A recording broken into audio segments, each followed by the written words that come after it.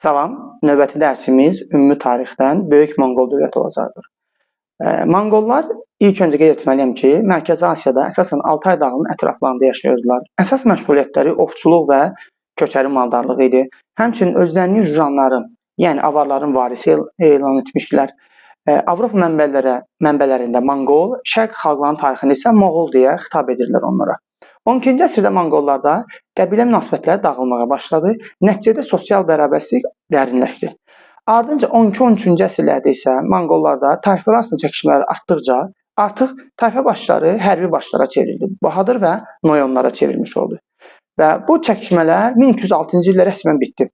Çingiz xan əsas rəqibi Camuqanı aradan götürəndən sonra onun çayı sahilində böyük qurultay təşkil etdi. Onun qurultayı 1206-cı ildə. Burada rəsmən yeni bir dövlətin, Böyük Monqol dövlətinin yaranmasını elan etdi.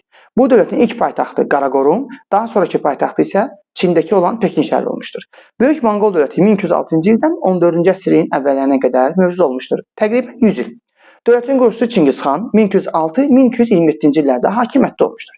Çingiz xan dövlət qurandan sonra onun qurultayının qərarına görə islahatlara başladı. Onun islahatları hərbi sahədə, inzibati sahədə və idarəetmə sahəsində olmuşdur.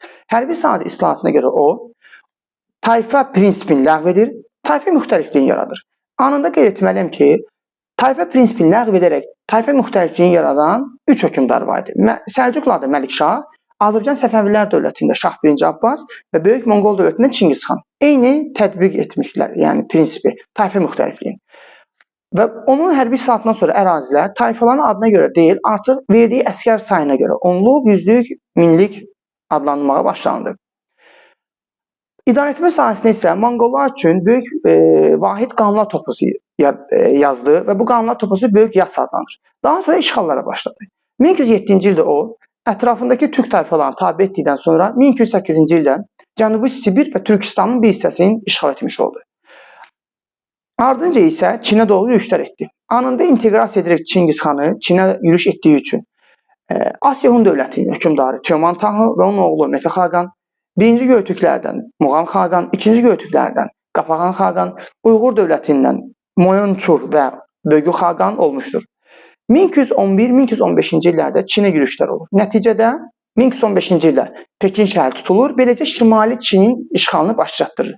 Qeyd etməliyik ki, Çingiz xan Şimali Çin tutub ancaq, Cənubi Çini xeyr. Ardınca isə 1219-1221-ci illərdə Mərkəzi Asiyada olan digər qüdrətli türk dövləti olan Xərəmşahlar üzrə yürüş etdi. Nəticədə 1219-1221-ci illərdə Xərəmşahlara ağır zərbə vuruldu və Mərkəzi Asiyanın işğalını başlatdırdı. Daha sonra Çingiz xan 1220-1222-ci illərdə Azərbaycana, İrana və Cənubi Qafqaza yürüşlər təşkil etdi. Amma bu yürüşlər özü iştirak etmədi, getmədi. O bura 1220-1222-ci illərdə sərkərdə Cəbəl Subutay göndərdi ki, bu məlumatı da Azərbaycan tarixi bölməsində izah etmişəm Monqolların Azərbaycan yürüşlərində. Cəbəl Subutay 1220-1222-ci ildə gələrək Azərbaycan şəhərlərini tutaraq, bəzilərini hətta dağıdaraq 1223-cü ildə Qıpçaq çölünə çıxırlar Azərbaycanın şimalına. Orada Rus Qıpçaqları 1223-də Kalka döyüşündə udurlar. Kalka döyüşündə udandan sonra isə yeriyə, Mərkəzi Asiya, yəni Monqolistana qayıtırlar. Çingiz xan 1227-ci ildə ölür və sağlığında ikən vəsiyyət yazmışdı. Onun vəsiyyətinə görə oğlanlar arasında ölkə 4 ulusa, yəni 4 əraziyə bölünmüşdü. Təbii ki, bu səhv addım idi. Bu da gələcəkdə dövlətin parçalanmasına gətirib çıxaracaqdı.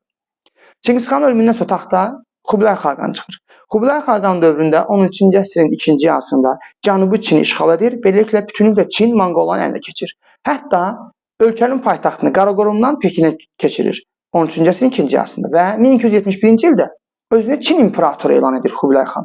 Və üstə gəldi ki, Monqollar Çində 13-cü əsrin 2-ci yarısında Kublay xan zamanında yeni bir dövlət qururlar. Bu dövlətin adı olur Yuan dövləti. Monqol-Yuan dövləti Çində mövcud olub. Monqolların Azərbaycanda qurduğu dövlət Hülakilər, Monqolların Azərbaycanın şimalında, Şimali Qafqaz, Şərqi Avropada qurduğu dövlət Qızıl Ordu, Çində qurduğu dövləti isə adlanır Yuan dövləti. Monqol-Yuan dövləti 13-cü əsrin 2-ci yarısından Kublay xanın zamanından ta 1368-ci ilə qədər mövcud olmuşdur. 1368-ci ildə Çinlilər üsyan edərək Monqol-Yuan dövlətini devirmişlər. Kublay xanın zamanından sonra isə dövlət zəifləməyə başlayır.